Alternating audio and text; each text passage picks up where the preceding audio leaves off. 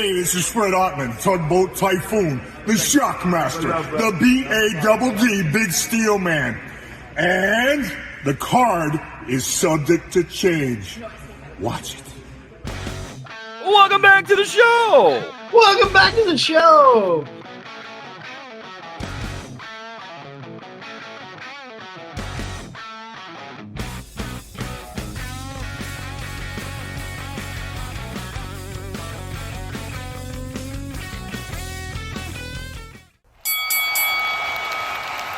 And now, your hosts of the Card Subject to Change podcast, the For Frequency's Sake Tag Team Champions of the World, the Wizard CZ, and never wrong, Nick Bull.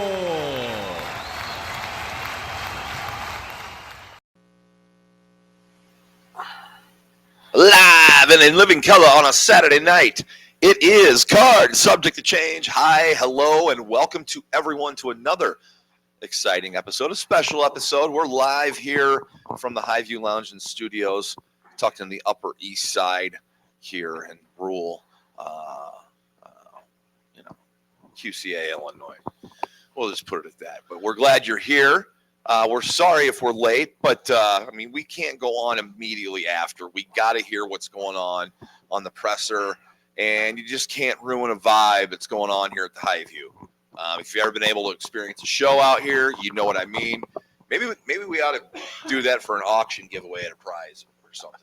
A Highview experience with us with the show for a pay-per-view. But I digress. I am never wrong, Nick Bull. Boy, you're going to hear that name a lot tonight. I'm so glad to bring you in here as the host of Card Subject to Change, podcast by the fan for the fan. Of course, we are powered by Low Pies Pizza, built by Durham Remodeling, colored by Ryan Allison Tattoo. Joined by my tag team partner, co-host, co-champ of the For Frequency's Sake Tag Team Championship Network. He is the one, he is the only, he is the Wizard CZ. Wiz, how are you doing? Man, I am doing fantastic. It's been a fun night. It's been a fun week. 3 years old, man.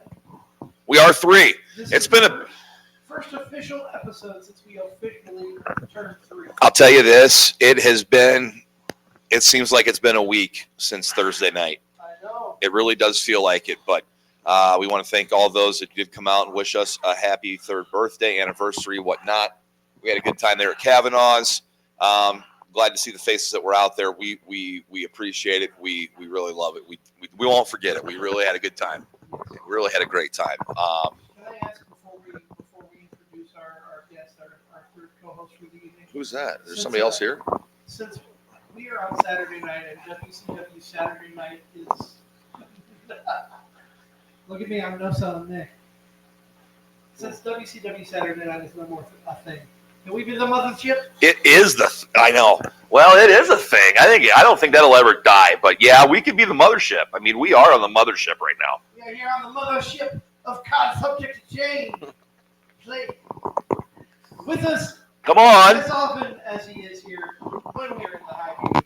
Joining us is from Educating Ignorance, Joe the Show Winkle, and hello. Burden by the Bear. It's burdened by something, that's for sure. Burdened on Sundays and sometimes Mondays and occasionally Thursdays. What's up, boys? How are we doing? We're doing great, man. Happy belated birthday. Thank you. You guys are you guys are officially legal in dog years now. We are legal in dog years. I'm telling everybody I'm out of diapers, but CZ is still in them. Listen, someone's got to be, We're 3 now. Everyone has to have their, butt wiped by somebody. Right. It's all right. And CZ handles it with grace. He really does. He really does. We take it like a champ. He does. He takes it like a champ. He does. He's a good sport. What we're glad to have Joe here. Back on the show. He's one of us. Glad to have him here. If I didn't have my own podcast, people would probably think that I lived in this bomb shelter. You would. They would. His bed's right back here. We could pull it off. Exactly. It's a pretty good looking set. Especially when the weather is nice. So, I said earlier, y'all didn't hear me. Imagine if the show would have been last weekend. We would have died. Oh, it would have been bad out here. We would have been all in. We would have been doing the show in our birthday suits. LOL. Yeah, we would have been Jabba the Hutt. Yeah. Yeah, that would have been this Or weather. Pizza the Hut. Shout out to Spaceball. That's Pizza the Hut. This weather has been tremendous. The cool down here that we've experienced lately, and definitely was great to be outside watching a big wrestling show with friends on a Saturday night. Because of course, gentlemen, we're here to talk about SummerSlam Night 1, the first ever SummerSlam card with 2 nights. It's been made a big deal by WWE for so long. It's here. We experienced Night 1. And I'm going to be brutally honest with you. I love the 5 o'clock Central. We're in the Central time zone. I love the 5 o'clock Central start. I'm not going to lie. 5 o'clock, that pay-per-view was over around, 8:30? Yes. Around 8:30. I know we were late in getting on. I apologize, but we had a vibe going on here. People are here hanging out. I just can't boot people out. I mean, Nor would we ask. we're talking wrestling and football and solving the world's problems. You could technically tell us to leave. Technically. But why would you? You like us too much, I think. I've never had a problem with. Well, he likes everybody but me. I've never had a. Because of my job. Well, yeah, I mean, I can see What? what I can see how that can, make the friendship strenuous sometimes. Well, only on the times Nick has to change. Yeah, we've been put in some sticky situations. Let's just put it that way. A lot of words, lot of net pronouns or nouns or whatever that can be described. It's parts of speech. We might as well just start where everybody knows we need to start. And I will start by saying that Rob Camper, if you follow the Confusion podcast on Twitter, X, what have you, called us out. If you had been with us at Kavanaugh's or tuned in to the 3rd birthday party, you would have already known the ending of SummerSlam Night 1. Because someone here is never wrong. Never wrong.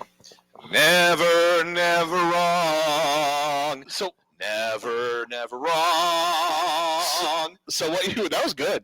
That was good. So what you're saying is on Thursday night, what you guys did wasn't a prediction. It was a spoiler. It was a spoiler. Yeah. I mean, felt like You're stealing the gimmick of our boy Paulie Dangerous. I know there's a lot of people that I'm not the only person that came up with this, or not the only person that predicted this, but this is one of my recent ones where I really got out in front of and made it known it was going down. I felt about 98% sure it was happening. I really did. It just seemed to go that way. You got to think back. They're on this long-term storytelling thing, and if you're a wrestling fan like myself and you like storytelling like myself, you got to think back to when Seth Rollins says, "I'll do everything in my power not to have CM Punk as the world champion." Mm-hmm. Okay? Well, boom. We find out that injury tonight was an absolute work. And we had 2 new champions in that main event tonight. Yeah, we did. Which we'll break down here in a second. But the story of the night is, Seth Rollins pulled it off again. Does not have a quote-unquote legit injury, it seems. Was able to take over a beaten, battered, worn-down Punk from a war with Gunther. Did it without the heavies of the group. Did it without Bronson and did it without Braun Breaker. And is the new champion. To be fair, Punk took a beating in that match. Oh, my gosh. Gunther and Punk.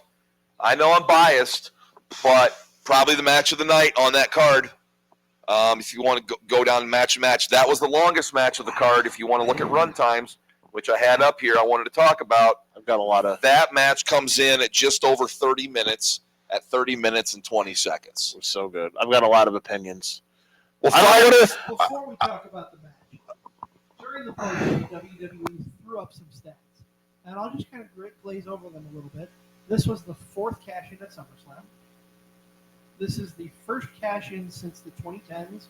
I believe it was 2013 on the graphic, but I don't remember specifically. So if you out there want to leave that in the comments, please do. And Seth Rollins is the 4th to cash in twice. Huh. So Punk, Seth, Edge. Edge, Miz, Oh yeah, Miz. and Seth Rollins.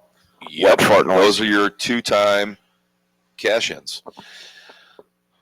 Wow. Okay, where do we start? Fire, you are over here. I don't know what it is with You're over SummerSlam. here getting your cuts in the batter's box, in the on deck circle, man. Fire away. I don't know what it is about SummerSlam, but where we have our biggest disagreements. All right, here's where I'm at. Let's be positive first. CM Punk and Gunther was as great as I wanted it to be. It's weird. I don't know what it is, man, but it's weird when Triple Paul actually books a professional wrestling match in the main event of his professional wrestling shows. Those matches are really good. It's a sports entertainment show.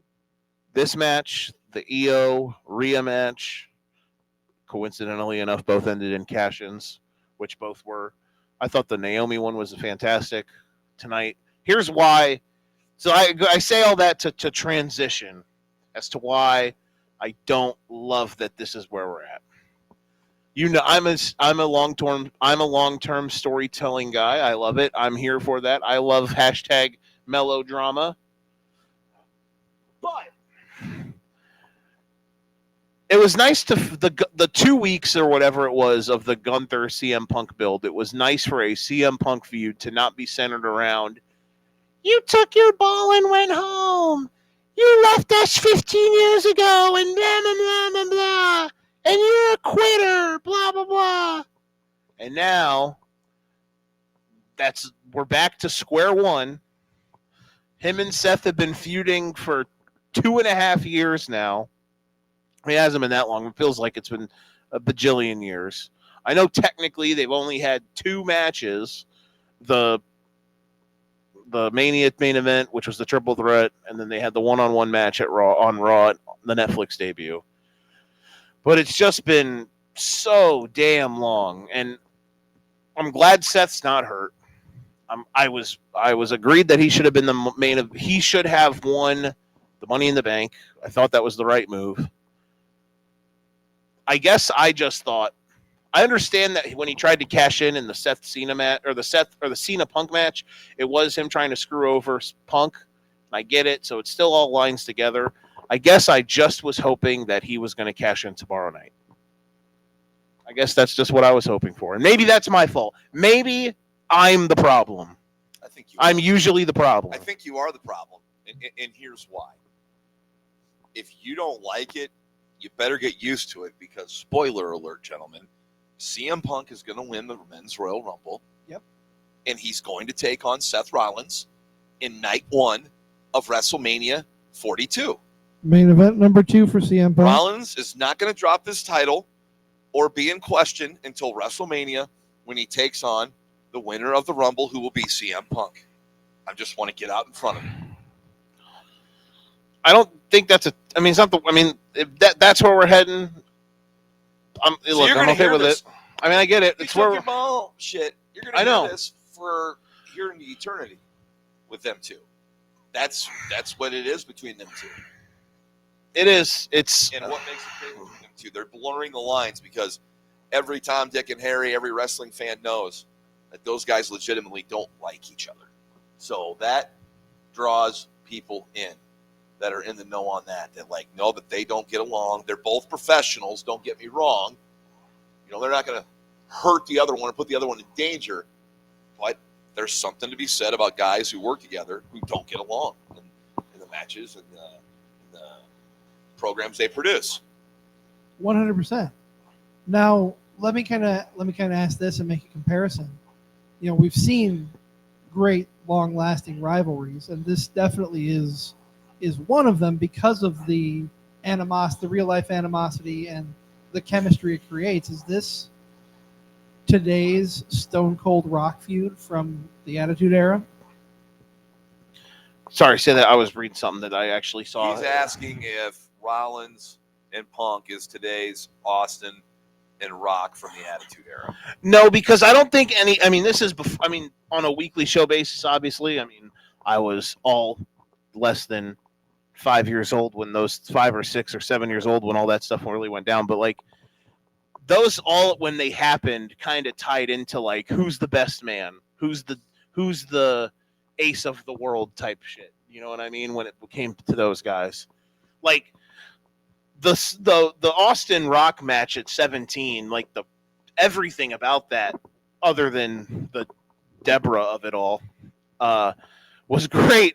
Like, you look at the pre-match promo for that, at the end of it, it's The Rock saying you're going to get the very best, and Stone Cold saying like I will do whatever it takes beyond a shadow of a doubt, like all that stuff. It was to be the best guy. Like, they were some top guy shit. You know what I mean? Yep. And I don't know. I guess it just feels cheap that, in a sense, that we're still doing the CM Punk you quit on us stuff in the year of our Lord 2025. That's my only gripe. Like, can the stuff be good?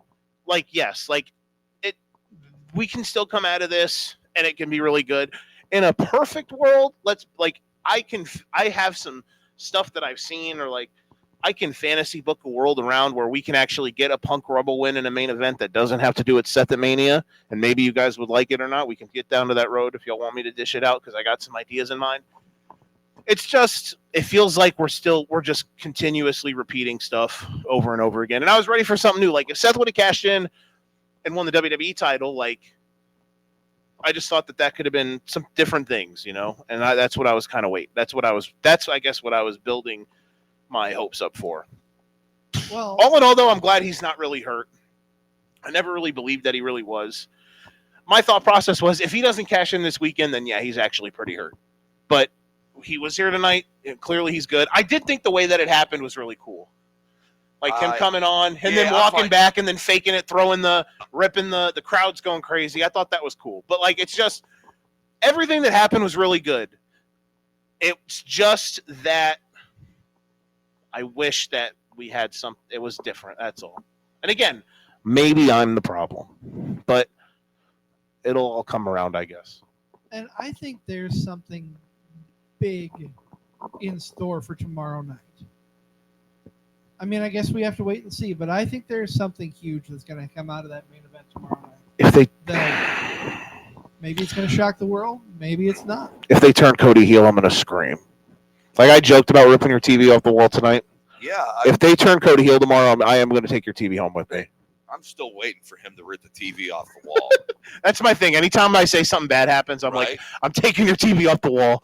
And he's waiting for me because he keeps saying he wants a new TV. You guys, he's going to, like, insurance claim me on it. were you guys fine with the main event and everything that happened? Because I thought it was an excellent match.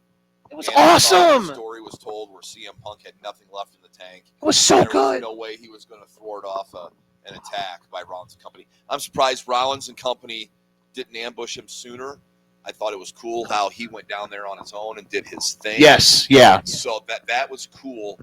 And hey, you know, like it or not, wrestling is cool when you don't know.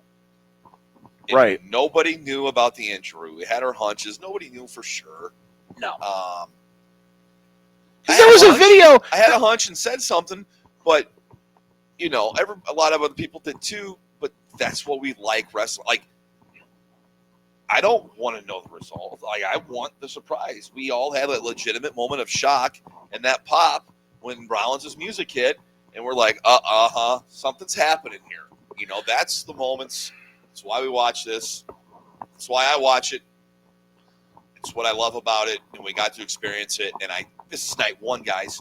Night two's tomorrow, and I think we're going to experience like something equal or of greater value than tonight. I think the show tomorrow as a whole is going to be better. Tonight was very meh on a whole, outside of the women's match and the main event. The main event was incredible. It was everything I wanted it to be. Even though it went 30 minutes, I do wish it might, like, a couple more minutes at the end, like with Gunther being busted up. Like, I don't know. Maybe we could have maybe that could have went just a little bit longer at the end, even though it did go 30 minutes, but I thought it was great. God, it was so good. It was real. #real grabs. That was everything that I could have imagined it to be. Gunther's weird what happens when you have Gunther wrestle title matches against good wrestlers. Crazy. What a crazy concept, right? Who would have thought? I know. Who would have thought that when when he's not out here against the Yeet Man, no disrespect, or Pat McAfee, or Bill Goldberg. or doing 13 matches with Damian Priest. God love him. I think Priest is good. I'm still here. Our Matilda is here. Nick has been replaced by the card subject change mascot, Memphis. What's up, Mount? Memphis Bull. He's like this guy over here. I let him pet me now, but his opinions suck. Get him off the show. Yeah, he's probably not liking my opinions. He's probably like, man, it's late. I want to go to bed. But no, we're still talking SummerSlam. Get ready to learn WCW, buddy. That match was so much fun because there wasn't any stupidity or bullshit to it. Yes. It My was God. fun. It was wrestling. And even the spot with Gunther, getting, quote unquote busted open was fine. And it went well within the match. Like, It was a little drawn out that's how it happened, dumb. but yeah. Nothing But no, it was dumb. no, not at all. It was so good. Like the entire match was Gunther just beating the piss out of Punk and I saw people tweet like old man Phil, like an old man Logan type There he is. throwback. Oh God! Oh my God! It is him. This is hold on, I got Buff Bagwell in my hand here at WCW Buff figure I picked up at the QC Toy Show today out at the Bend Expo. He is buff And can confirm he does have the stuff. we've got Road Wild on 97, and him and Scott Norton are coming out. It's Vicious and Delicious against Harlem Heat. But no, I had to say that because I had the Buff character here. That was my pickup today after meeting Kennedy and stuff. But we're talking SummerSlam. We can talk about that later. I just love this main event, and I know Gunther's a guy that I have loved. I love CM Punk's matches, but just knew something big had to happen. And if you look back at the card, at the time we thought the pay-per-view went pretty well. If I'm going to call, there's one match that probably was kind of but other than that, I thought this was a very well-run show. Yeah. You start at 5 o'clock, and we just got into the 10 o'clock hour. We didn't go live right away, but you've got like the rest of your night. Like it's not getting over so late, and you're like, oh no, I got to get up early tomorrow. It's just I like the start. I love this 5 o'clock early start. I love the main event. We can talk more about the other matches, of course. But I'm excited for night 2 because night 1's kind of set this bar and this expectation, right? So night 2's kind of got to go out there And I think tomorrow night's going to be way better. The match quality is going to be way better. It does. And we'll talk about that in a little bit. But anything else you guys want to say about the main event before we hop into the next venture here? No, I think we've covered it all, honestly. Thank you to Gunther. Thank you to CM Punk for showing us what real pro graps are. Because goddamn, that was fantastic.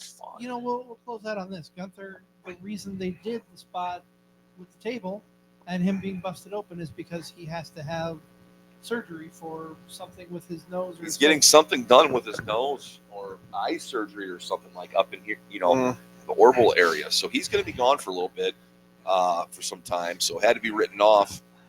Good way to do it. Went out in a good way. He's a 2-time champ now, and I'm excited to see what happens when he comes back. I would think maybe post-War Games, back for Rumble. I would think he'd be back maybe before that. Could be, yeah. But do they save him for Rumble? Do they have something for him until we get I don't to know. Rumble? I don't. That's a good question. It's a very good question. He could liven up the mid-card title scene again. I mean, he's, or be the top ace non-title feud. Yeah. Going into Mania, something like that. He could take it off. AJ if AJ wins. I would be shocked. Predictions-wise, I'll be shocked if AJ wins tomorrow. We'll get to that. Remind me to give you my fantasy booking idea when we get to the Sami Zayn match.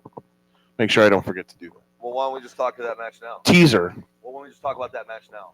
Because going back hindsight and looking at this match, it's kind of bittersweet.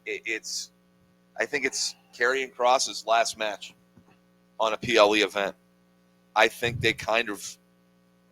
I don't know how he gets another one with the contract running out. They went 8 minutes and 10 seconds. Sammy and Karrion Kross, and that started off, I thought, awfully slow. ended there, at a pretty good pace. But man, if I was going to critique something about the show and a match, that's where I would start. I said to y'all, it sucks that Karrion Kross's matches just make you want to go to bed. I've never been able to look at him the same since the Adam Cole promo in NXT. But because like the presentation's there, the entrance is cool. He's got a look. He just can't work, man. That's what sucks. Because like the lore stuff is good when he's talking about.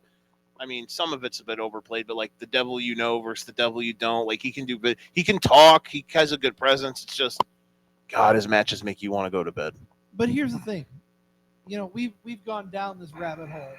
I will bring up his time in NXT before the call up where VKM ruined.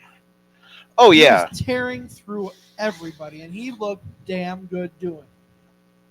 No, I agree. I thought that's what got me so like I was bought in initially, the NXT. Now maybe he just looked better because he was working empty arenas, that maybe was a thing. But still, like I thought I was into all of that. But and the stuff they did with him when he first came up, the freaking BDM suit that they put him in was embarrassing. Like I felt bad for him with all that stuff, but. Oh.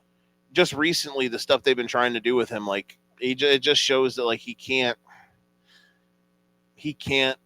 like the promo he cut like on whose show was that? Was it Sam Roberts' show? Like after Mania when he went off, post-Mania and it was cool. It was like, oh, okay, that's the type of stuff that he can do. That's really good. But it's like, man, it's just again and it's not like you can be a bad-ish wrestler, but you can't be awful. And I'm sorry, but it's just it sucks. In this whole kind of like little mini run he's had, this little rejuvenation, if you will, of Karrion Kross on the main roster. It's all the vignettes and the backstage stuff. You're not remembering the matches because none of the matches are memorable. Right. And he's went out there in 2 back-to-back months, back-to-back PLEs with a guy who I is one of the most respected guys on the roster, a guy who doesn't go out there and have a very bad match often with somebody. That's Sami Zayn. Sami Zayn isn't getting a match out of him. Like, who is? Because and they had 3 matches and all of them were bad. I know. They just weren't that good. So, I worry about what's next for him. Like, for example, like another person that fits the Karrion, not like, okay, that fits this style, but was good in the ring was Bray Wyatt. That's why I love Bray Wyatt so much. And I wasn't depressed or anything when he died, but when he did die, I was hella sad because he was one of my favorite characters in wrestling ever. And he had it all. The lore, could talk. That motherfucker could work, bro. And I know some of the Fiend stuff wasn't for everybody, but some of the Fiend matches were also pretty good. Granted, the ones that were actually really good were the ones that he had with maybe the greatest wrestler of all time. Shout out to the American Dragon. But, like Bray Wyatt could go. Capital G-O, go. Sure he could. Yeah. Karrion Kross is like the bottom shelf version of that because the lore and stuff is there, but oof, man, couldn't wrestle. And it's unfortunate, man. It sucks because you don't want to see a guy just go out there and like suck, but good for Sami Zayn now that he's out of the Karrion Kross vortex. Yeah, it's gonna be interesting to see how they wrap this up going forward. Now, if you want to look forward to Monday Night Raw, does he even come back? Does he even appear on the show? I don't know. That's a good question because I don't know. This contract is coming up here in like September, so I doubt they give him any more time on a PLE. And now it's just I just kind of had a feeling in the pit of my stomach during that match, knowing like this is probably it for him on WWE for this go round, and maybe for good. I hope that he goes back to the Indies and reinvents himself and doesn't end up in AEW. Yeah, no, because I don't think he wouldn't really work there.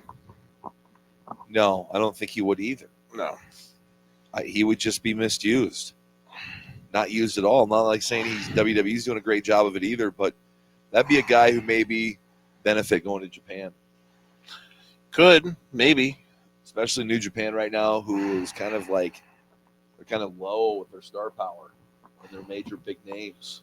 And him kind of going over there gives them a little more credibility. At the same time, he's going to be building his background a little more to come back and get a big paycheck from the company when he comes back over here. I don't know. I don't know what's next for him. But I just felt bad about that match. Now, I'll go back and watch that match again and give it a second look. But after first watch, just like you guys seen it tonight, I just kind of like, it doesn't look good for him. We definitely wish him best in his future endeavors. Oh, I see what he did there. That was tough. That was tough. That was mean. I hate to say it. I didn't know CC could get that. It hurts me to say it because rambunctious. I like Cross. I do too. And I mean, I'm looking at the comments. Striker is watching here. Thank you for tuning in. What up, Thank Striker? Great time today. Here's Buff. You were there when I got picked up, Buff. Woo woo! And I want to thank everybody there. We do have a few people tuned in, so thank you for staying up late with us here. But Striker, says he lost interest after Cross lost to Jeff Hardy. Yeah, that right there. I hope we never have a dark side of the ring for Karrion Kross, but that was a turning point for him, definitely, in his career when he is undefeated on NXT, portrayed as an absolute killer, choking out everybody and just being a dominant force to be reckoned with in his presentation and everything. And then he goes up and jobs out to Jeff Hardy, which it's Jeff Hardy who wasn't in a good place at that time, Jeff Hardy. No. Not the Jeff Hardy we have now that is a current tag team champion of the world with brother Matthew. Jeffrey Nero Hardy. So Brother Nero. I knew you'd come. I worry about Cross, but he's going to be fine. He'll find something.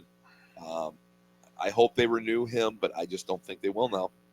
I don't think so either, and it's sad, but I have a feeling wherever he goes, he's going to land in this. He's going to do well. He's going to reinvent himself, and who knows, maybe in a few years we see him come back as a newer, better, stronger version. You ready for me to tear it up? Here we go. What are you tearing up on this on? So let's. What's the topic? The Sami Zayn. I'm going to get Sami Zayn. I'm going to get us to WrestleMania and the main events. Buckle up and just go on this ride with me. Who says that Punk and Seth has to main event Mania? They blow off their feud finally, and Seth just keeps getting over on good old Phil. And their final match, they run the Hell in a Cell match back at Bad Blood that like Drew and Punk had Hell in a Cell at Bad Blood last year. They're going to do that this year. They do that this year. Seth and Punk in Hell in a Cell. Seth wins. End of the feud. Wow. Right? Okay. We get to the Rumble season. Punk can win the Rumble still. And we build from here until Mania the Sami Zayn World Championship chase. A la Daniel Bryan at 30. Kind of, yeah. Like the Yes Yeah, to a degree, yes. Yeah. And he is the one to go after Seth at Mania for the world title. And we get at WrestleMania 42 CM Punk, probably a Royal Rumble winner, versus Cody Bleepin' Rhodes for the WWE Championship. Main event night 2. I like that. Give it to me. 5 stars. I like Booker that. of the year. Get out of the way, Triple Paul. Get out of the way, I like that. Tony Khan. Get out of the way, whoever books Triple A now. Who's Gunther taking on at WrestleMania? I don't know. Oh, that's what I want to know. I just saw somebody tweet that out, and I was like, I like this. That's not a bad idea. And then we forget, and because here was what I was kind of hoping. Like initially, and we can segue into the first match too with what I'm going to talk to now. A part of me was hoping. One of the reasons I went back to watch WrestleMania 39, other than that Cody Rhodes interview and him talking about being his favorite match, to do a little retrospective on that. Like Cody and Roman was great, first one, and the finish stupid. The second match was great, but it was a plunder match. It was what it had to be. I was thinking, I want them to wrestle a third time and it just be a wrestling match, and whoever wins wins. So I was like, what if we did that at 42? But also, I think there's a world where we can build to Roman and Braun Breaker at 42, which would be great. Yeah. So like, there's a lot of ways to go, and we're eons away from that even being a thing. But I just, some ideas that I've had in my mind lately, because I wanted tonight to be Braun versus Roman, but I think a lot of people wanted tonight to be Braun versus Roman, and we had tastes of it in that match, and I think we're going to get that match. Maybe. Yeah, we have to. Is Mania too late for it? It does feel like that could be very elongated. Like it almost feels like Rumble maybe is the place for it. They just don't have big regular one-on-one matches at the Rumble anymore, which sucks. But I know. It's interesting. What's going on over there on the chat, CZ? Plenty. We got a couple people over on our Twitch stream, which we're fairly new to Twitch. Thank you for tuning in. Thanks for tuning in. Man, they're just firing away, but some scroll. comments I don't really want to know that I want to repeat. But That's Stryker fine. did mention I could maybe see Team Rollins versus Team Punk at War Games.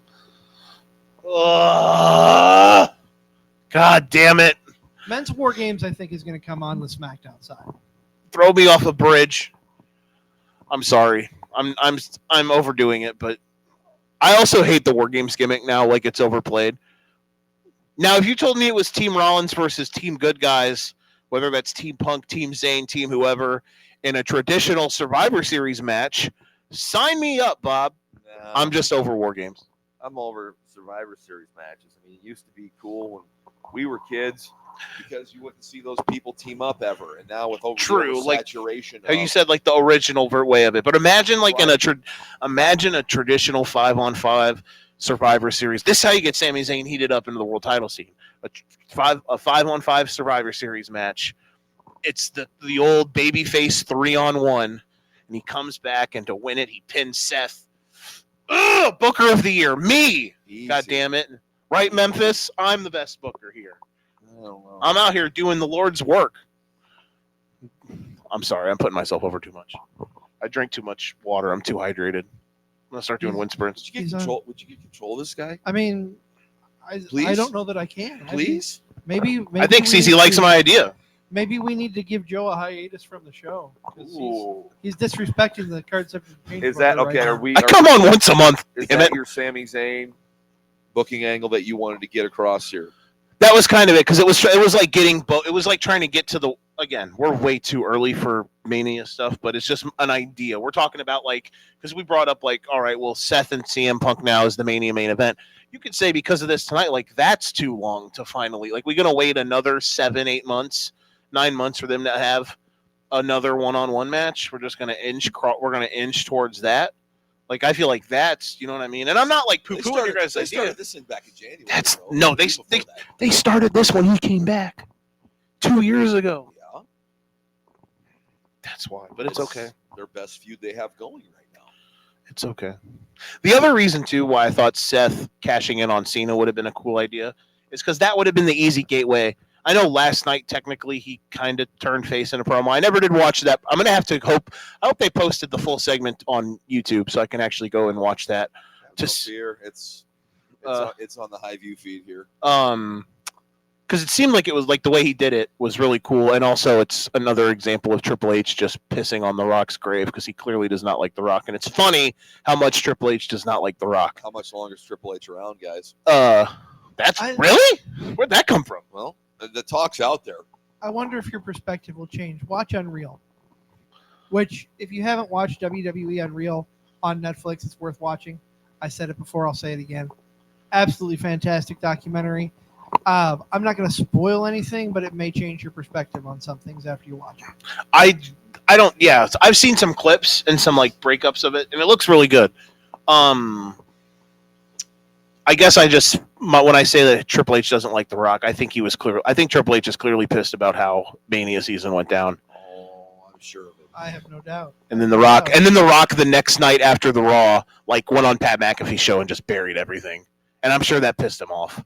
So like I feel like the promo Cena cut last night, from everything I've seen, was basically Triple H saying, "Yeah, just go out there and pretty much talk about how terrible these ideas were, because it hasn't worked. As cool as the moment was, it's really been dumb since." That was fun. But yeah, I just thought that would have been an easy gateway for Cena to turn face again, and then whether Cena actually won an 18th title to end his run or whatever, I guess just him chasing the Seth dudes, the Dangerously crew, as the face then would have been a cool little different. That's my thing, is I want something different. I feel like too many y'all here. That's like my biggest gripe with WWE over the last couple of years, is just how everything seems to just keep repeating itself. And I know wrestling is a copycat world. Like, you're not reinventing the wheel ever. It's a rarity that you see something completely new, and it's okay to recycle stuff. It's just, can we get new feuds? Can we get something that strikes interest that isn't the same thing, and long-term storytelling that never has any payoff other than these two dudes just hating each other for 26 months, 28 months, 32 months, Can we 5 let people years. who deserve to be in the spotlight put into the spotlight? LA Knight. Yeah.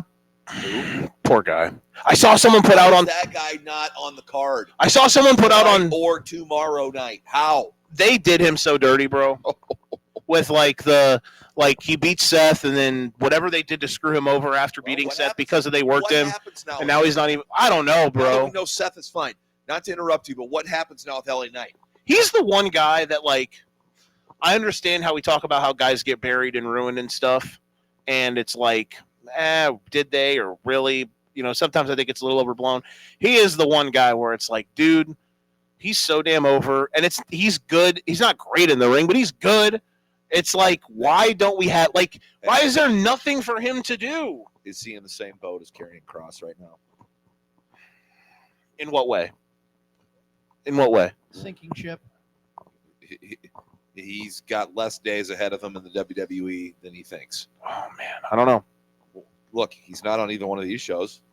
Which is wild. Wild. What's next for him? He beat Seth Rollins on Saturday Night's main event a month ago. Not even a month ago, 2 weeks ago. So that's his first. Is that Rollins' first feud? I'd be okay with that. I'd be fine with that, yeah. Even if LA Knight doesn't have to win every match he's in. It's just like, He needs to win some match so that matters. I thought he should have won Money in the Bank when Damian Priest won it. Now, when Priest won it, they did a lot of interesting things. Maybe not all the interesting things that I wanted them to do, but he did some interesting things. And from the beginning of that year to now, he's gotten so much better, and he's really good. He's a true gem for them. Rollins was not my first pick to win Money in the Bank this year. This year, I was Then LA Knight, then Rollins. Like, he needed it more than Rollins. You could argue that, yes. In my opinion. Yes, yeah. And now I just worry for guys like him, or I worry about him, because if he can't make the second biggest show of the year on either night, what's next for him? And it's crazy because he was in one of the best matches. Match on SmackDown? What? He was in arguably the best match. Well, that and the Gunther Priest match, I thought, were the two best matches on. Well, shit, Rhea Liv, I thought was pretty good too. SummerSlam last year, not bad. The main event sucked though. God, it sucked. R.I.P. Solo Sikoa. Even though he's still kind of relevant in the Bloodline. The Bloodline's still happening. Jesus Christ. The LA Knight Logan Paul match last year was awesome. At SummerSlam when he won the U.S. title, like, good lord. I got no problem with that, but it's like Now it's like, what are you doing, bro? But he's destined for bigger things, right? That was the talk. That was the mega push. He's destined for big things, and it's kind of like, to me, he's the great what if in WWE. Sure, he has a U.S. title run. Fine, okay, And that's the But problem. we know he should be in bigger things. And that's the big arcing problem that I have with WWE as a whole. And I'm not a hater. I'm not some Wednesday night warrior who's a tribalist who only loves AEW. Y'all have heard me give my AEW gripes, and I've even thought, yes, I think over the last couple months they have completely turned a corner and done so much better, and it's fun again on Wednesdays. So I'm not this WWE hater. I'm just saying, like, that's the thing with guys like LA Knight, or when you always ask, like, what's Gunther going to do now that he's not now that he's not champion? It's like they don't know how to book people if there's not a title involved. Does that make sense? Unless it's like Roman Or a celebrity. Yeah, like, yes. Okay, that transitions us into the next topic. You mentioned people being buried. Let's talk about someone who surprised isn't buried literally right now after that table shot. Oh my God. Jelly Jelly stain. roll. Jelly stain. Jelly stain. You were like, took Nick Bull, the bar of the century, put on a t-shirt. When he went to the table, he was like, Jelly Roll is now a jelly stain. I wet myself. I had to go change my Props pants. to Jelly Roll. Exceeded my expectations in that match. Were my expectations low? Sure. But as a celebrity, he didn't go out there and embarrass himself, I don't think. And two, he didn't go out there and embarrass the business of professional wrestling. And it seemed that he has taken this serious behind, closed doors in training. Yes. It seems to be well received among the superstars. I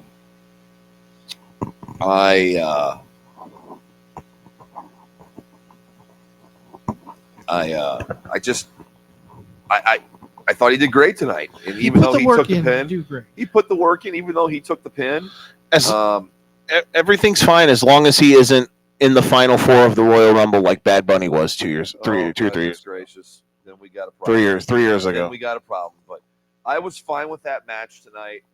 I know it takes somebody's spot.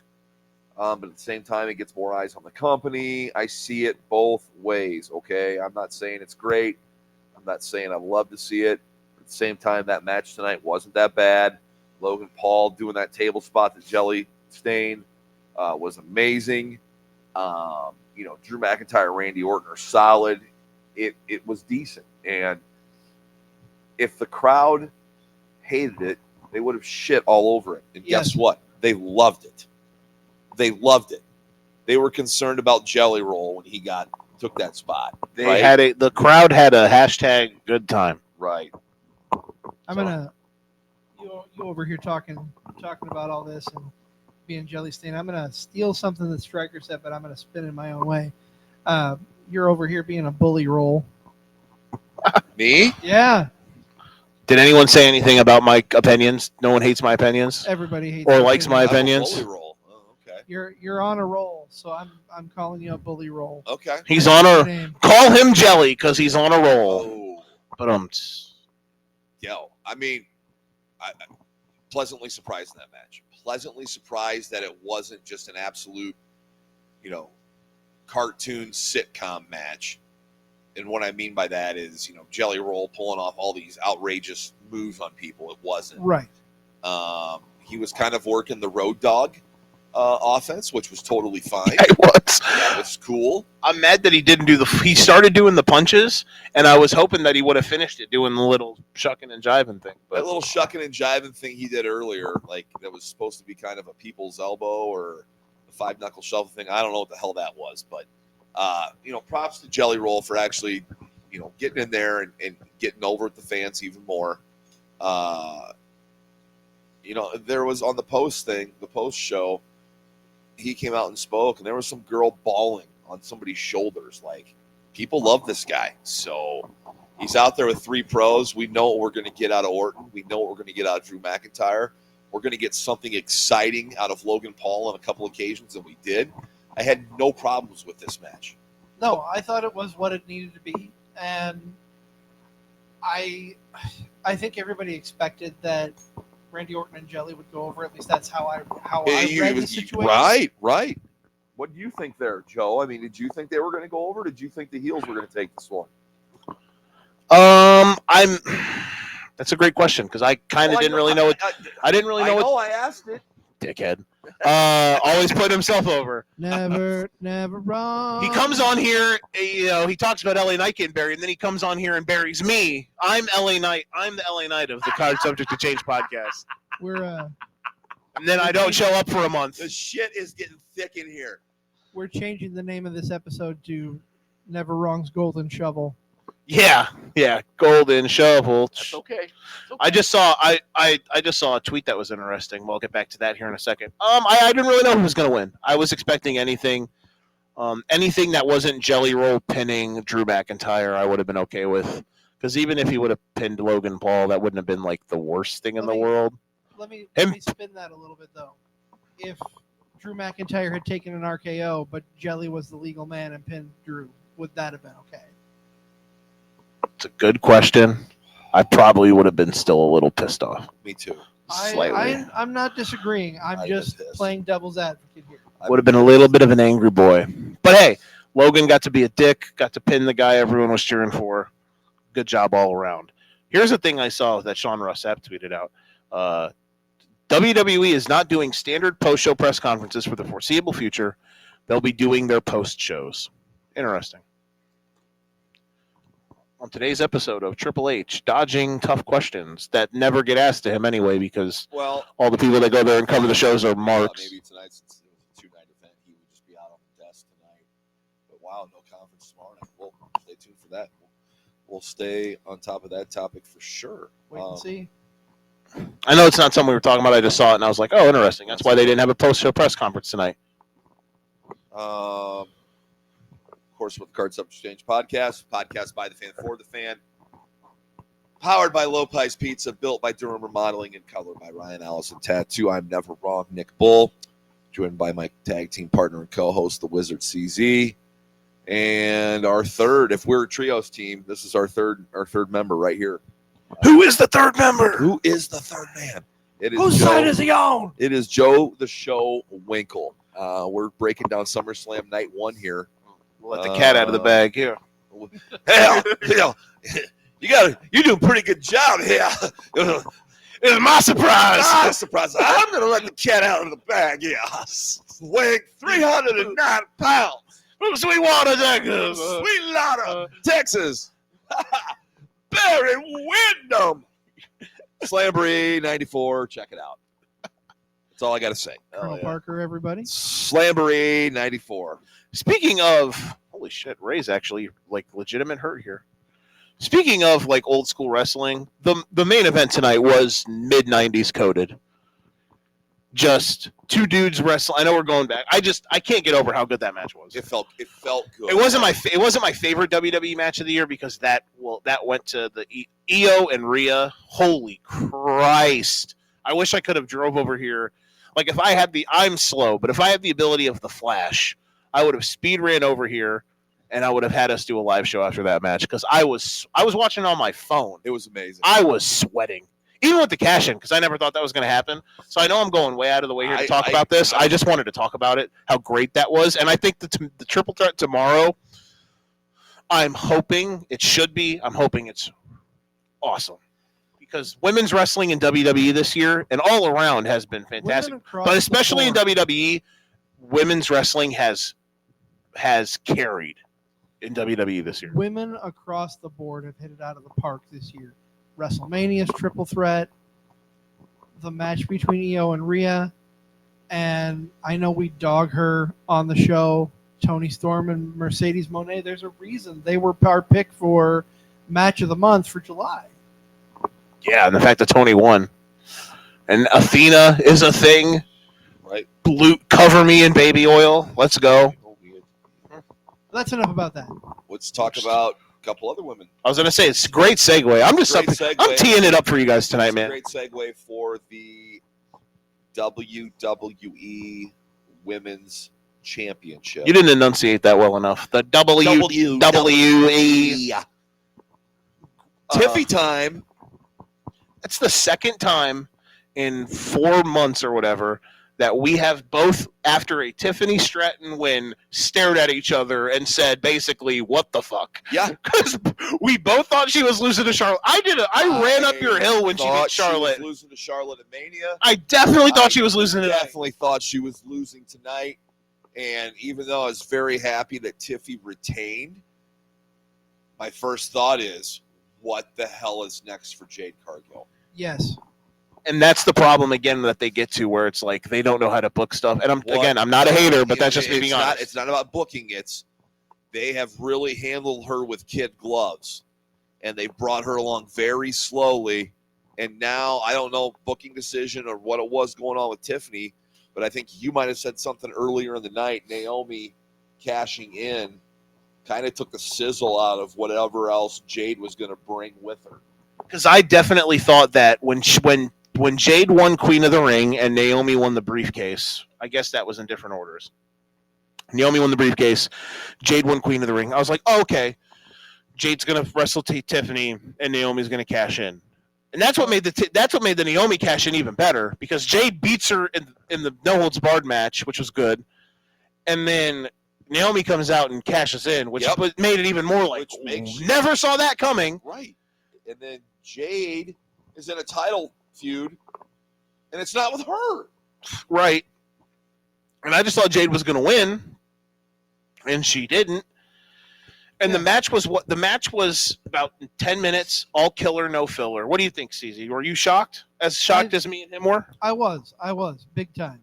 But here's the thing: we mentioned this earlier in the night. We've talked about it off air to endless extents. If we knew everything that was going to happen, why would we watch? Yes, agree. You said 10-minute, no filler, all killer, no filler. 7:05. Damn.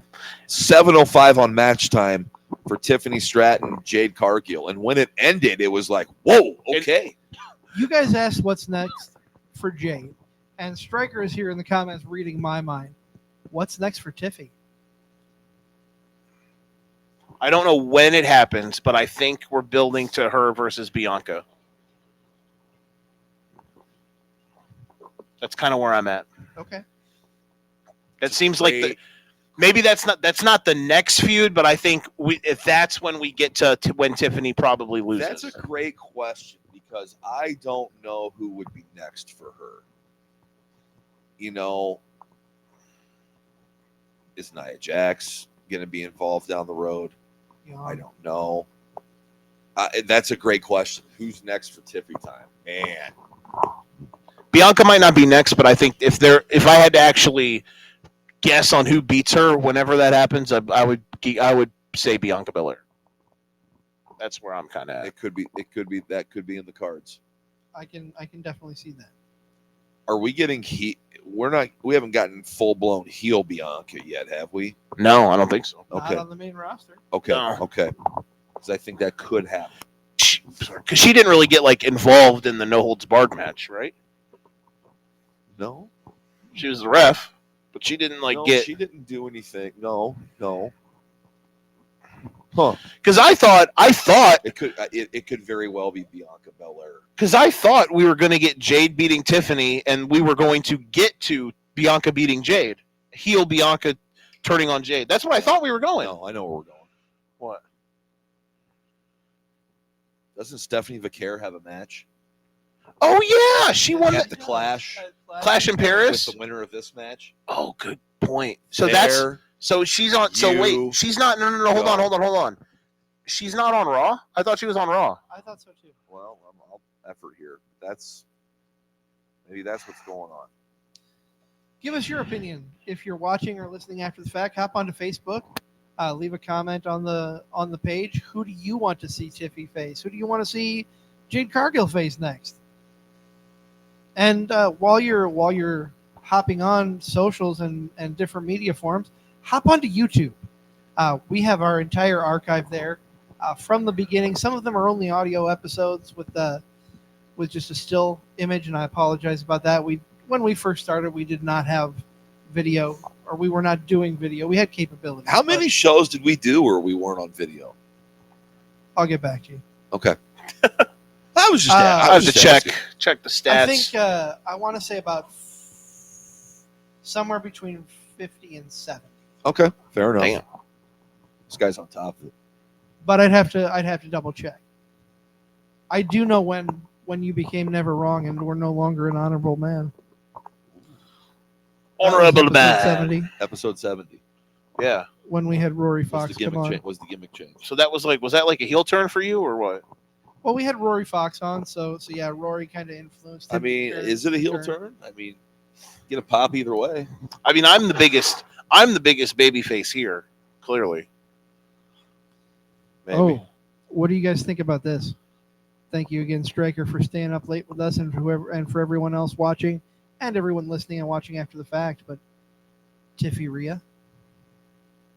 I mean, that'd be sick. Again, that's another. Again, I keep bringing it back to I wish they knew how to book wrestlers without that wasn't around the championship, because it's like they don't know how to book Rhea without going after a belt. That's for damn sure. Even though, like, but she's still, it's not that she's been in a bad way or anything, because that chick is that she is what she is what they look like. But it's like if she were feuding with Liv, there wouldn't need to be a title involved. That's a great point, because I do think the Liv injury, it felt like Liv was going to be a part of a lot of stuff here in the summer. Okay. And that kind of Yes. And that it was very unfortunate, because Liv is another one who compared to where she was a year and a half ago. I mean, good God, she's so good. Like you luckily enough, let me just put it this way. You'll both agree with me here. I think that I love you too. If the men's roster in WWE had an injury to somebody at where Liv was at on their side, does that make sense? Like Liv is one of their A-list women. If they lost an A-list male like Liv, they wouldn't be able to recover right now, because the men's side is very iffy on how they're booking certain people. But the women, it's so damn deep. And especially like with all the call-ups recently. Right. And they're actually doing, I think, a really good job of using the mid-card women's titles. I thought those were just going to be kind of like Vanity Fair, but they put them on Becky. They put it on Julia. They've had actually legitimate feuds around them. Well, the U.S. title, not as much with Julia, but the Intercontinental one especially. So, like, the women's roster showing how deep it is. Like, the men's side could not have handled an injury like Liv Morgan. Does that make sense? Right. Absolutely. But the women's side is so deep, like, they were able to get away with it. But it still is, like, Liv getting injured, very unfortunate, because it felt like she had a big summer coming up. And with Liv getting injured, it put Roxanne Perez into her spot and taking over, defending those women's tag titles. They, meaning the Judgment Day, had to defend them tonight against Charlotte and Alexa Bliss, this new anomaly that's formed in the women's tag division. Look at this king of the segues here. I can't. But no, that's where I can't be was going to go too. Is let me just throw this out there. Now that the Judgment Day no longer holds the women's tag title, where does that storyline go? Do Roxanne and Raquel need the tag titles in play for the Liv's return to fully flesh itself out? That's a great question. I was genuinely shocked, because I thought some way, somehow they would hold on to them. I thought they're going to retain, and this Judgment Day monster is going to continue, because I'm hoping, I guess, as a fan, that I want Roxanne to, like, be totally over with the group when Liv comes back, and Liv is just kind of forgotten about. I agree. That's what I would like to see. I'm probably not going to see it. That's kind of what I was going for in that rationale and that thinking. I was surprised that Alexa and Charlotte won the way they did tonight. I thought Judgment Day maybe would hold on by shenanigans.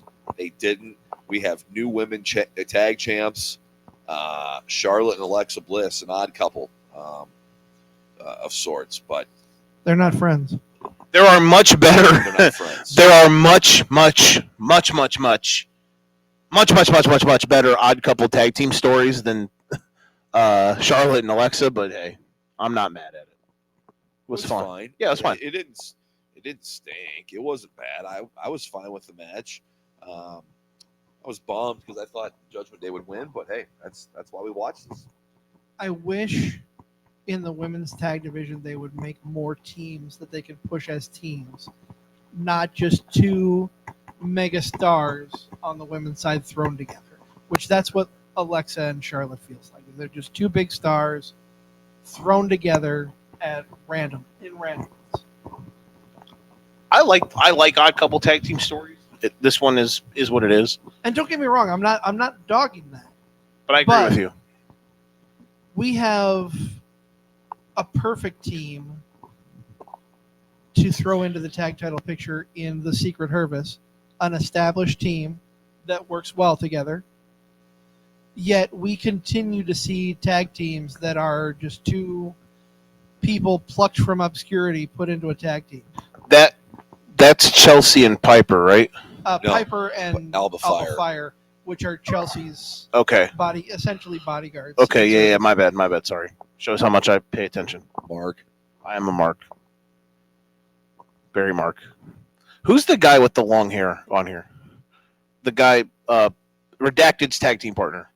That is the late, great Steve Mongo McMichael. That's who I thought it was. Yeah. Okay. Yeah, we got Road Wild Okay. 97 playing here in the background after WWE went off the air with their show. We are card subject to change, breaking down SummerSlam Night 1. I know we haven't talked about a couple other matches.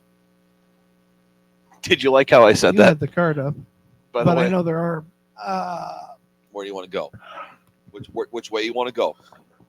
did you like how I did that? By the way, Redacted's tag team partner. I heard. I see what you did. I just wanted to pop there. I thought that was Mongo. I was like, I didn't want to say that Yeah. and be wrong. Do we dare talk about is the only match we haven't really talked about the first match? I think it is. We talked about the women's tag. We talked about the main event. We talked about Sammy. We talked about the other women's match. And we talked about the tag at the end. So the only one is the starter. Yep. And it's what I'm here for, to keep us on track. I thank you. I'm going to throw this out here, and You do a lot of throwing out. I'm also going to throw up if you bring that up again. I'm going to throw this out there. You throw that out there a lot. I'm gonna mention this. So I know the opening match is not to be negated by any way, shape, or form, but when was the last time we saw Roman Reigns opening a show? Oh, God. The Seth Rollins match at the Rumble in 20 whatever, the worst Royal Rumble of all time. Was that correct? Was that COVID Rumble? No, that was the one in St. Louis. Okay. The one that Redacted Beast and Redacted Woman won. The two Rumble matches. Gotcha. Crayon Eater. Crayon Eater. Okay. There you go. Yeah, I should have said that. She's not really redacted. She's not just redacted. she's just a crayon eater. Crayon Eater. You like the redacted thing, don't you? It's good. No, he loves Crayon Eater. Okay, that's fair. I was trying to put myself over. He gets giggly. He gets giggly when I say Crayon Eater or reference Crayon Eater. Look at him. He's gonna piss himself over there. Here's the biggest takeaway I had from that match, Crayon Eater. other than someone eating crayons. Oh, he threw the mic. Oh, God. He's over it. That was his version of a woman in a promo calling the other woman a bitch. That was it right there. Which when that happens, I always love when that happens because it's so like they set it up, you bitch, and then everyone gets their moment. It's great. Essentially called him a bitch without saying bitch. Yeah. Striker doesn't know who we're talking about. Which one? The Redacted Crayon or the Eater. Crayon Eater? Why don't you tell them who Crayon Eater is? That is one Miss Ronda Rousey. Shout out to the R.I.P. Rhonda, and shout out to all the crayons. Here's my biggest thing about that match. They've done a pretty horrible job of telling. Again, I sound like a hater. I'm not. Just let me cook, okay? They've done a pretty terrible job of telling the story of Roman being like resentful for everything that happened, and him like making up with Jey Uso. But at least they did something tonight towards it in having Roman push Jey out of the way to take a spear. It only took them a year in this redemption arc Roman babyface turn for them to finally do something that showed that he wasn't thinking about himself. Okay. That's like my big, like, y'all have heard me talk about it. Like, I wish Roman and Jey would have had an interaction before Jey or after Jey won the world title. Yeah. Because when you tell the Roman, I know what you mean. When you tell the Roman and Jey storyline, you have to note how Roman like basically mentally abused Jey Uso for 2 years, to the breaking point where Roman's family and Jey and his brother turned on him. But it wasn't even Jey who fired the first bullet. It was his brother who fired the bullet of like, you should have done this forever ago. And it's why all that stuff, as much gripe as the bloodline stuff is what it is now, why it was so good because of how great those stories were when Roman and Jay, or when the Usos finally turned on Roman and everything, and then they had the match and the Usos won. But like you can't tell the story when they're together without telling the fact that, like, again, Roman literally like mentally abused Jey Uso for 2 years. I have an answer to my question. I'm sorry to interrupt. Stryker is playing the historian for us, and I apologize, Stryker. I misread what you said. Stryker was talking about when Roman last opened a show. Was I right or no? I must not have been right. January of this year, the premiere of Raw on Netflix. Oh, fair. Yeah, I guess I was thinking pay-per-view. I guess he did lead off the show. I mean, technically, you can almost consider it. It wasn't a pay-per-view; it was Raw, but you could kind of consider it a premium live event. Pretty much because of it being the debut and the way they handled it. I mean, The Rock and They treated it like a WrestleMania, so we'll treat it like one too. The Rock and The Undertaker were on the show. That just shows you how big it was. That was me being you're right, facetious. You're right. But do you get what I'm saying? Like the role, like I've just not liked how when Roman and Jay interact, they've never done anything that shows Roman being selfless. Yes. And like taking responsibility for everything that happened. I would have. He did kind of have a unique moment where Roman was out there doing the jive thing with Jay with his hands about restarting the music again. Yeah, that was kind of cool. But you're right. We as fans have not been given that opportunity to see that moment between them two after all the hardship. You're crazy. I thought that was going to be something different, but it was good enough. I don't know what you're talking about. But yeah, do you get what I'm saying? Like. I would have shed tears if Roman would have came out. I wouldn't have, but I would have, theoretically, if Roman would have came out and put the belt on Jay when he won the title.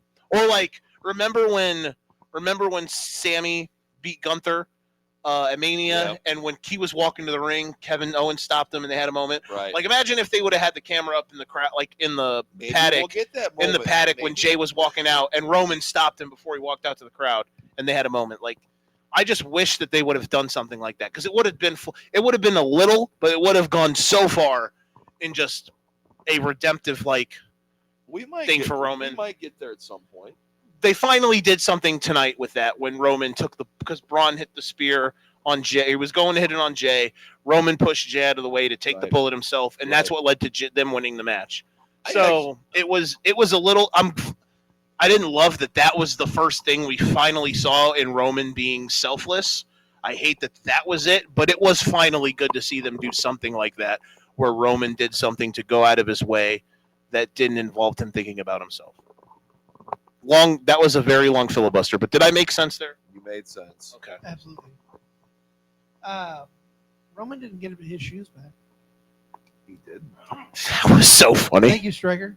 Keeping us on our toes. But yeah, Roman did not get our shoes back. They're so badass, bro. Braun just is the ultimate truck, and Bronson is like low-key funny, just stealing his Air Forces. Yeah, so funny. And wearing them around his neck. Oh, that was great. Can I bring things full circle? Roman did wear white tonight, though, by the way, and main eventers wear white. That's right. You're absolutely right. Can I bring things a little bit full circle and just ask, is the reason that the Goon Squad of the Dangerous Alliance, the new Dangerous Alliance, is the reason they weren't out in the main event because Braun Breaker hurt his leg during this match? There's video floating around out there that he got banged up in the first match, and he was kind of selling it tonight. Had a knee brace on, or was padded up. It wasn't. He had a ace wrap. He did when they came out after in the post show presser or post show whatever. He did. He was moving around pretty good. The wrap. He didn't have the ace wrap on. I know. I clocked that. Yeah, he didn't have it on his knees, and he was walking around fine. So that makes me. But there's a video of them going backstage. They are going up these steps behind the stage after the match, and he's like having to be helped up the steps. He is. And I was like, "Uh-oh, not again." You can see it. I hope it's just something like they're overly cautious with. Like, you don't want to lose that guy right now. That guy is on an ascension, similar to what Dominic Mysterio is on. Like, I think I mentioned 3 guys the other night who are kind of at this trajectory. I couldn't remember who the third one was. I know I said Dom. I know I said Braun. Whoever can remember the third one out there, if you're listening, I said there's 3 wrestlers right now that are just on this trajectory. You didn't say Logan Paul, did you? I did not say Logan Paul, but no, I thought this was a decent tag match to open the show. I enjoyed this match a lot. Some good spots with some guys who were doing the spear thing. And of course, All in all, I was fine with it. And I mentioned, Braun tweaking his knee. He was out there at the end of the night to close the show to celebrate with Rollins, but no, I thought it was a good opener. I thought everybody looked well, and I hope, like you said, that Braun is not seriously injured. I don't think he is. I think he was getting around pretty well at the end of the night, but I bet he's sore. And the last thing he hit at the end, he hit the spear, and he hit the spear fine. You know where he messed up his knee? That's what I was trying to think of. On the table. Okay. When he jumped and was it Roman that he was jumping on, or was it Jay? I think it was Jay. Jay suckered him in. Yeah, Jay suckered him in and moved out of the way, and he bumped his knee pretty good on the announce table. Okay, if that's it, then he probably just bruised it really bad, or like a well, maybe not a bruise, but just like he knocked it pretty hard, probably like a dead leg or something. But yeah, he was moving around well. Question for the chat. You're the chat. The chat is the chat. Did the right team win this match? Yes. Okay. Yeah. Okay. So I was just wondering. Yes. How long, now that Seth Rollins is the champion, how long does his alliance with Braun Breaker last? When does Braun Breaker decide that he wants Rollins' title? That could be another thing you go to at Mania 42 is you turn Braun Breaker into Dave Batista. Could even redo the Batista contract signing. He could thumbs down Seth and spear him through the Could be very well. That's through the center of the universe. How long are you going to wait that one out? I mean, you'd think that this still has legs with the where they're telling, but it's a good point. It brings up a good point as to when, because Braun Breaker sooner rather than later is going to be holding one of those 2 world championships. I believe so. A year is probably too short for this thing to be capped. Let them cook as a faction. Maybe Braun and Bronson, the Braun brothers, them winning the tag titles could be a nice little way to heat up the Raw tag team division. That'd be fun. Could be PHUN fun. Get a power angle going with that group for sure. They all get the old faction. Everyone has gold moment. Yep. So that'd be cool. Yep. Yeah, that the Braun split though onto Seth doesn't need to happen like tomorrow or right away. It can be. I don't want to rush it by any means, but if Rollins holds that title for any length of time, that Breaker's going to be eyeballing. It would be really cool, like if. Well, no, because I think Seth. The longest I think Seth will hold the title till will be Mania. I was gonna say, like, if Seth was the champ, with Braun being, that's why it would have been really cool. Remember when Seth originally turned heel, and I was like, they should just have him beat the piss out of Jay and beat him on Monday night after Mania to cement the heel turn, because people are still gonna want to cheer him because his song. But if he would have beat Jay after a 2-day title reign, that would have been nuclear heat. That's a great point. And then have Braun win the Money in the Bank briefcase, and then you could have just had the forever will he cash in on his guy storyline. But right. I mean, the break. I think there'll be eventual breakup, and Paul will go with Braun. Yeah, that'd be cool. How it should be. That's how it should be. Rollins doesn't need Paul Heyman. But now my problem with Braun being on this meteoric rise now the question's out there. Now the doubt's going to start creeping in. How long is he going to be in this group before he leaves? They're going to milk this thing till WrestleMania.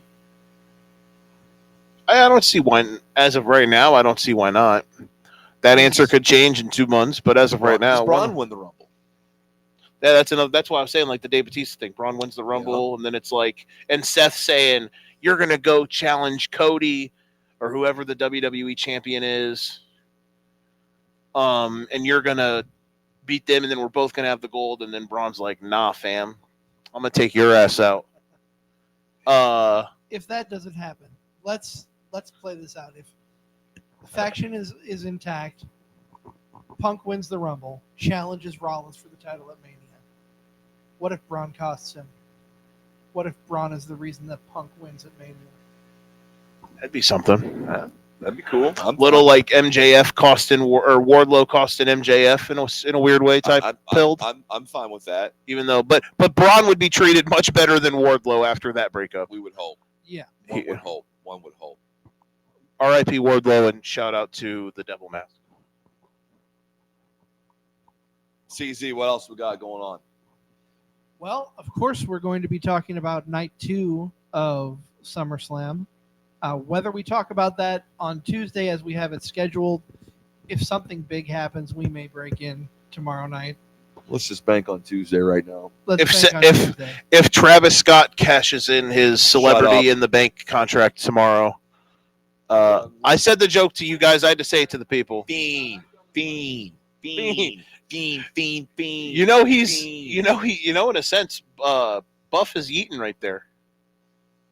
It's just dump. He is. Where's the walnuts? Just dump cake. Dump cake. Do we want to give some predictions for tomorrow, boys? We can. Give a couple. Nick's ready to kick me out. Nick's acting like he's tired and ready for everything to be over. We're gonna shut this off, and me and him are gonna be here till like 2 a.m. I'm probably going to go home to bed in the next hour. CZ's 4 hours past his bedtime. Nick's out here acting like he wants me to leave, and we're gonna sit here for 4 hours. He's big time in you. I know he really is. No, and Nick's not the one who shut your mic off for a minute. That's not. That is true. That is you.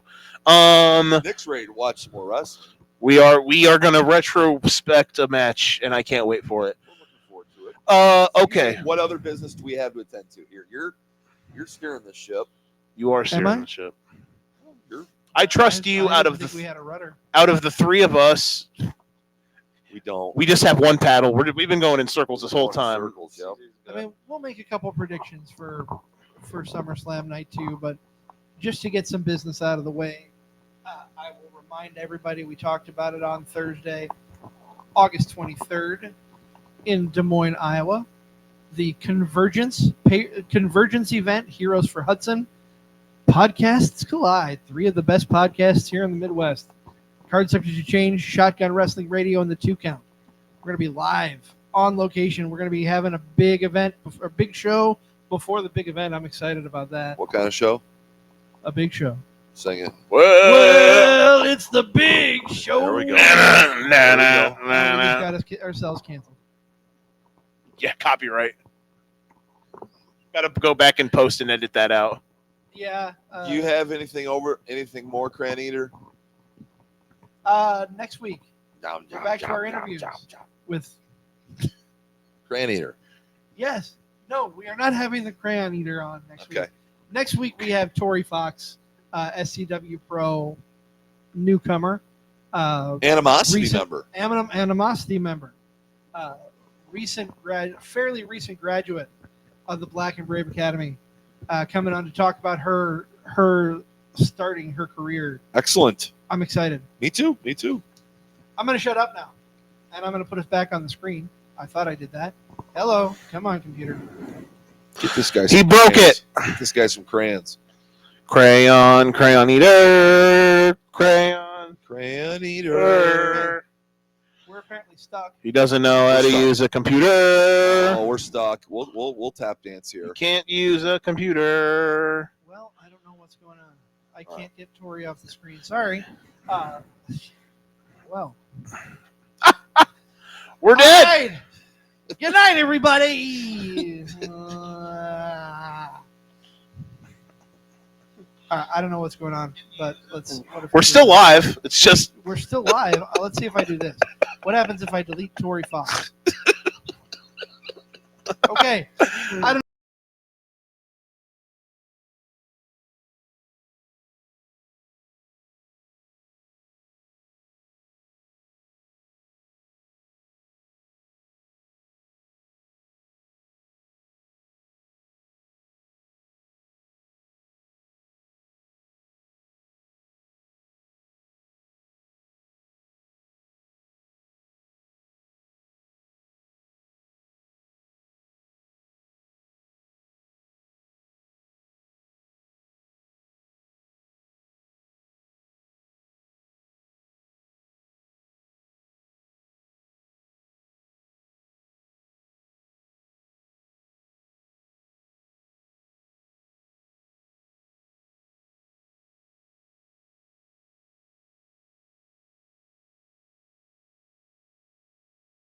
Cran Let's eater.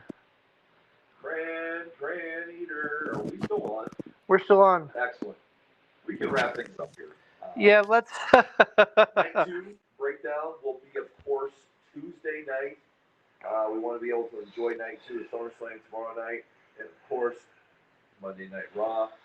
Catch us next week. We'll have Tory Fox in the studio for Card Subject to Change. Catch us on our short form show, The Kickout, coming to you midweek Wednesdays at 6 o'clock. This has been a wild ride. Sometimes And things happen. Striker said the audio went out, so you can probably hear me through the phone now. This has been another episode of Card Subject to Change. We're just going to wrap things up, and you guys have a great rest of your night. We'll see you for our night 2 recap Tuesday.